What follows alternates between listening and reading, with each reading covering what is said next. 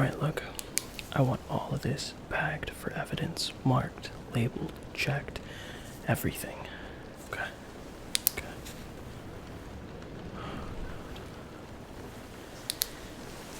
Alright. If I could please have everyone's attention.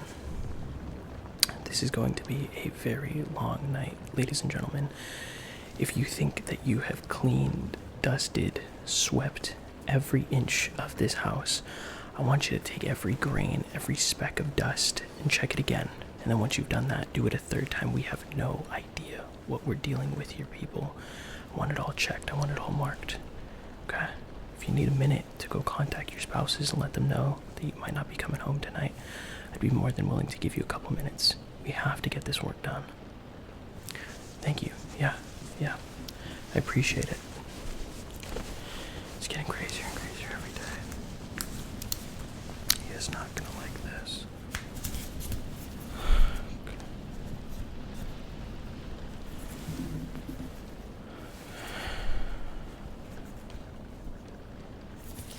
You're here.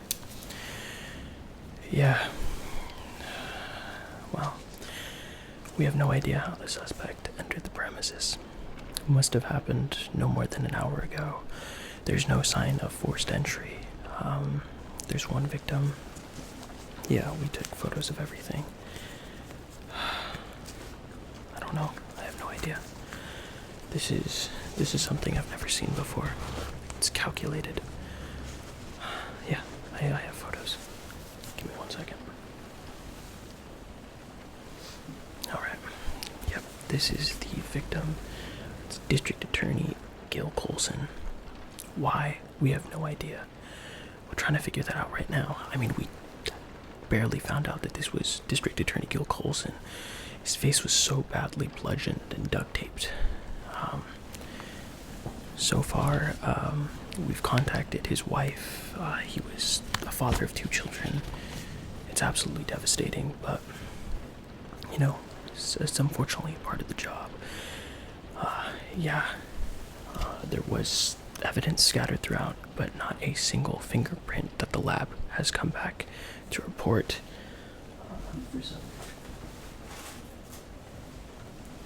There was duct tape throughout this entire premises.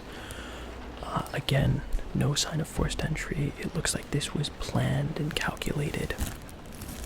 Duct tape was scattered throughout on the victim's face, body. But like I said, this was done off of a plan. We don't know why. We're beginning to unravel details and figure more things out. I have squads, police vehicles stationed all around this building. Yeah.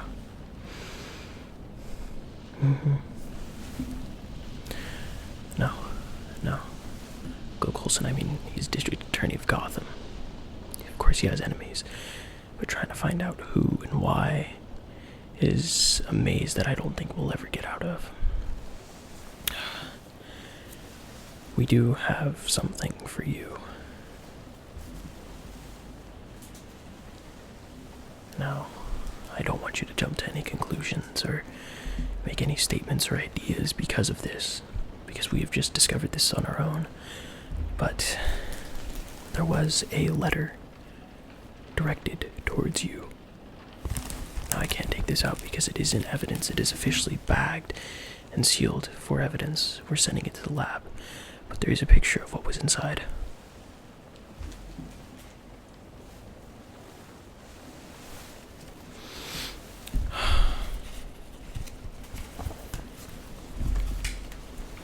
Inside here, we have the letter.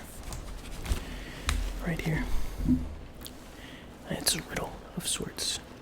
So far, we're figuring out that this is like a game to the suspect.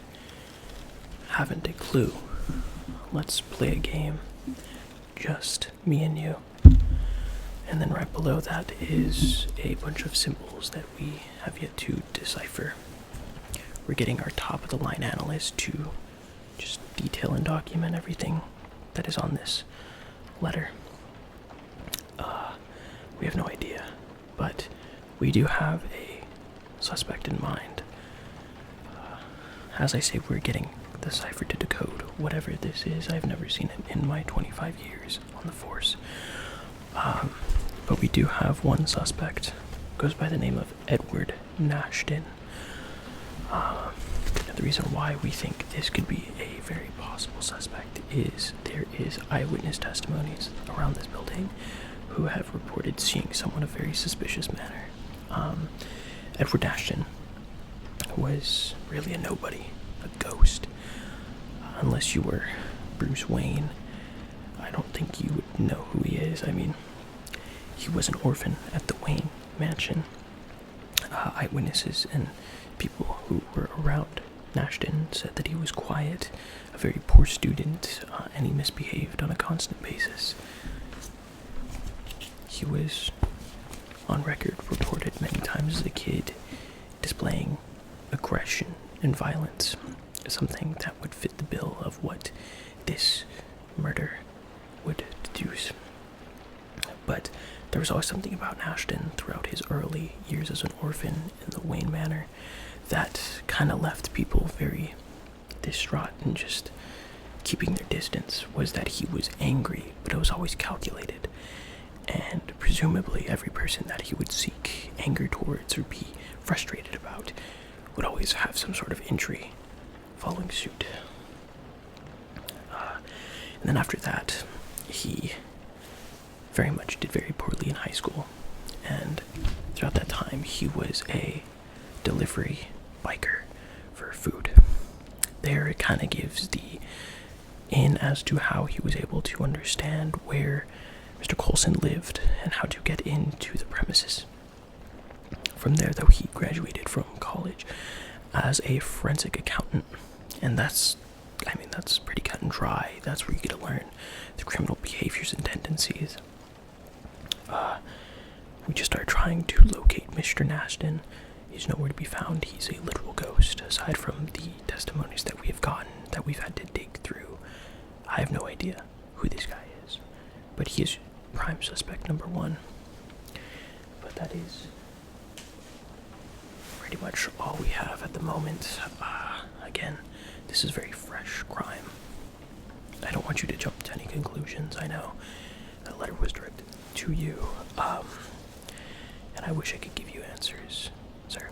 I really do, but I have no idea what is going on. I mean, this is Gotham.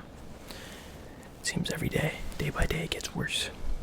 I mean, like I said, I've been on the force for more than 2 decades, and there is murders and criminals that are doing things in ways and assuming personas that I've never seen before. Do you, by any chance, have any idea who Mr. Nashton could be? Okay. Yeah, I frankly don't blame you. It's gonna be a very long night. But look, like I said, I don't want you to be jumping to any conclusions here. We are learning things just as they unfold.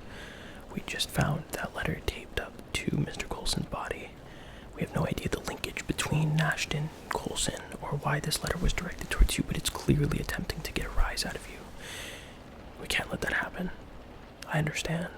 You're trying to bring forth justice in a very positive manner and turn Gotham back into what it was, what the Waynes were trying to do, but even that was corrupted. There is so much in the underbelly of this city that I question every day. What am I doing? Is it even worth it? But I know there's a good fight to be fought. Again, we're still trying to figure things out as they unfold, but I'm glad you can make it. I really am. Yeah. And it seems on the walls of Mr. Coulson's building, there is symbols akin to what was on that letter directed towards you. But they're only visible through Bellac light. Like I said, it seems as if Nashton, or whoever is behind this, was calculating this for a very long time, whether it be through the cryptid messages, the means of entry, or how they went about eliminating Mr. Coulson. It is, without question, something that has been on this suspect's mind for quite a long time. I don't know. We're trying to figure this out as it unfolds. But I'm gonna be quite frank with you. Kid, I've never seen anything like this. Typically you can chalk up why they do these things for certain reasons. But this is along the lines of something deeper, a lot worse. But please don't take matters entirely into your own hands. I don't want to talk about this in the open, in front of people. If you would like, I'd be more than willing to regroup, you and I, just at the precinct, in a much more safe, quiet, secluded manner, because there's people listening. So, if you'd be willing to, I would like to meet down at the GCPD, talk things out, because this is different. Okay. Alright. I'll meet you at the GCPD. Okay. Meet you down at the precinct.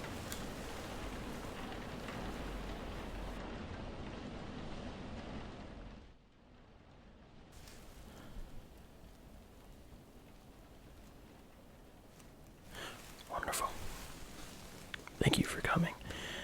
I know you're quite the busy person, and I understand that you have engagements to deal with. But there's things that we need to talk about. I joined this force for the purpose of emitting justice in an unjust world. You know, when I was younger than you, as a kid, I had a father who was angry. And when he was angry, he would turn to the only person in his life that wasn't angry. There was the diffuser.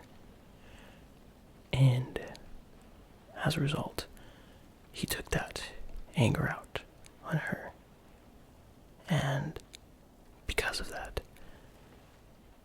she one day was someone who would keep coming up, getting up, back up, up, and standing up to him. One day she stopped. That woman, that brave woman, was my mother. And it was as if she was the only light that helped the family grow. And when she was gone, there was just anger left in my father. And then it attached itself to me. And I wanted so badly to kill him, to hurt him, to make him pay for what he did to the woman that made him happy, that made me me. And I almost was. But one night when he was sitting on his couch, drinking beer, watching the game, I found myself clenched fists, beating heart, sweaty. I realized that I was just going to become the man that ended up taking my mother. Why am I saying this? Look, you're a very talented, smart kid who knows exactly what he is doing. And I'm not here to say that I know exactly why you dress up the way you do the things you do, and I will never say that I do. But I can see that same look in your eyes, as did me when I was a little kid, standing right in front of my dad. And that look doesn't lead to anything, son. It doesn't. Please, take it from me. And I get it. In an ever-increasingly crime-ridden city of Gotham, where it looks like Falcone and the Penguin's footprint is growing ever-increasingly strong. How are we going to win? How are we going to take him down? But kid, let me tell you, it's not through that. I mean, we have a lead. We have evidence. We have a strong case. And it's growing. I understand that we don't know what this means yet. And we don't understand why the people do what they do to challenge us as people, as saviors of Gotham. But if we begin to muddy the waters of justice and revenge, well, son, I just think we're just as good as them. I like you. I do. And I wanted to tell you this because I'm starting to question the fellow men and women that I work with on the GCPD. This precinct is starting to look exactly like Falcone would want it to. And I would want nothing more than to take him down. I would. But we have to hold strong. We do.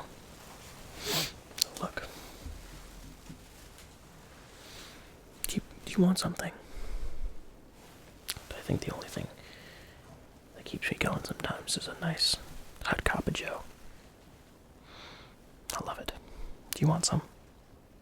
Nah, you look too young to drink it anyway. Yeah. Truthfully, I find the real only source of power that I get is within the dark sludge of this precinct coffee. God, it's terrible. But I'm gonna tell you, there's something in it that just keeps me going on days like these. Are you sure I can't interest you in some? Suit yourself, kid.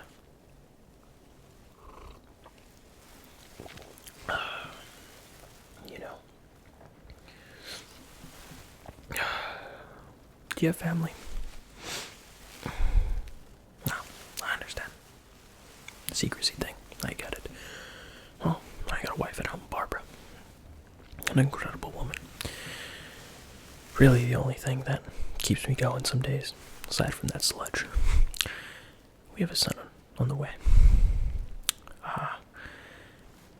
The second one. And I told her when we met that I would be there for all of it. We had our marriage, a honeymoon, but duty called. Had to cut the honeymoon short.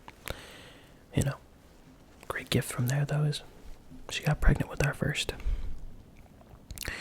And then I promised her again that I would be there for the birth of our child, watch them grow, while trying to maintain the cleanliness of Gotham to the best of my ability. I missed the birth of our firstborn because I was out here trying to keep these streets clean. Why am I telling you this? Well, look, I understand there is room to make rash decisions, but I'm doing these things so my 2 children and my wife will be able to live their lives comfortably in a city that was once standing for what justice signified, for what hope prevailed. And I'm not going to let some man and his goons and the people below him stop that. But I also know that it's not just going to be up to me.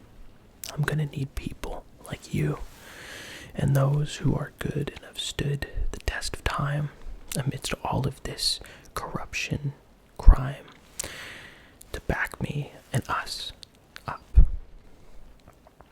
Falcone is in terrible, terrible pockets, and his entire being is one manifested on the beliefs of swindling, hustling, crime, and a lot of death. And do you even know Cobblepot's name and why it's called the Penguin? I mean, sure, it's his stature, but it's because that man is known for going to the coldest, most bitter parts that any man can go to get what he wants. So with that in mind, having Falcone and the Penguin stacked up against you, a person who has shrouded themselves in secrecy, but has only been doing things for what I would assume to be a very short, limited time, we need each other. I need you. But we cannot make rash decisions because one small step and a misstep then can lead to the end of it all. and then soon there will be nobody to bring Gotham back to what it was. Look, I wouldn't step close to the Narrows or any of that places if I had to.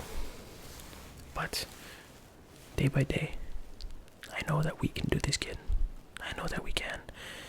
And I know that one day it'll be back to what it is. I know it will. It has to. My wife used to smoke like a fiend, especially when all this started to turn so rotten.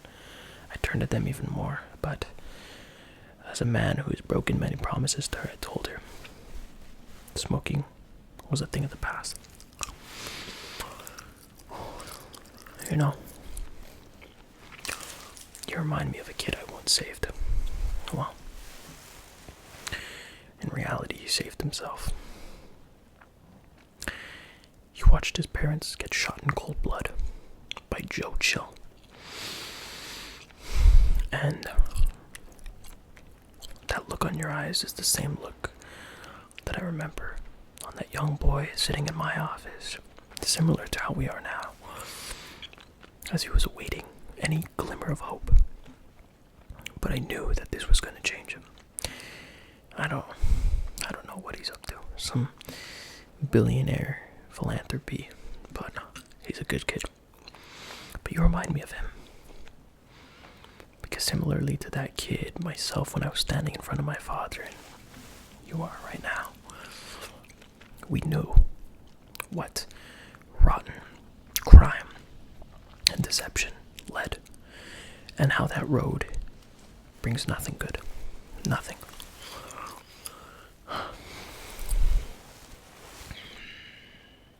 We will get this. We will get them. One day at a time. And I'm going to tell you that there's absolutely nothing more powerful than knowing that you are backed by people, good people. And although Gotham is looking like those are less and less, they are there.